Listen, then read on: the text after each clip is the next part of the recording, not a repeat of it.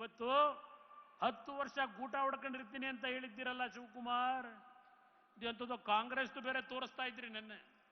ಈ ಕಾಂಗ್ರೆಸ್ ಪಕ್ಷ, ಈ ಶಿವಕುಮಾರ್ ಇರೋವರೆಗೆ, ಈ ಬಂಡಾಯರವರೆಗೆ ನಾವು ಸರ್ಕಾರ ತೆಗಿತೀವಿ ಅಂತ ಎಲ್ಲಿ ಹೇಳಿದೀವಿ? ನಾವು ಸರ್ಕಾರ ತೆಗಿತೀವಿ ಅಂತ ಹೇಳಿದೀವ? ನಾವೆಲ್ಲೂ ಹೇಳಿಲ್ಲ. ರಾಜಣ್ಣನ ಹೇಳಿಕೆ ಏನು? ಸತೀಶ್ ಜಾರಕಿಹೊಳಿ ಹೇಳಿಕೆ ಏನು? ಯಾರ್ಯಾರ ಹೇಳಿಕೆ ಏನೇನು ನೀವು ಕೊಟ್ಟಿದ್ದೀರಿ? ಸರ್ಕಾರ ತೆಗೆಯಕ್ಕೆ ನೀವು ಕಾಂಪಿಟೇಷನ್ ನೀವು ಸಿದ್ಧವಾಗಿದ್ದೀರಿ. ನಾವ್ಯಾಕೆ ತೆಗಿಬೇಕು? ಇಲ್ಲಿರ್ತಕ್ಕಂಥ ಬಿಜೆಪಿ ನಾಯಕರು ನಾವೆಲ್ಲ. ಕಾಲ ಸನ್ನಿಹಿತವಾಗಿದೆ. ಪಾಪ ಬಂಡೆಯಾಗಿ ನಿಂತ್ಕೋತಾರಂತಲ್ಲ,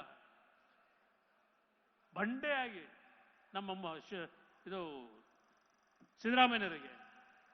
ಆ ಬಂಡೆಯಾಗಿ ಸಿದ್ದರಾಮಯ್ಯರ ಮೇಲೆ ಆದರೂ ಬಿದ್ದರೆ ಆ ಬಂಡೆ, ಸಿದ್ದರಾಮಯ್ಯರ ಪರಿಸ್ಥಿತಿ ಏನಾಯ್ತದೆ? ಆ ಬಂಡೆ ನಂಬಿಕೊಂಡು ಬಂಡೆ ಆಯ್ತಾರಂತೆ.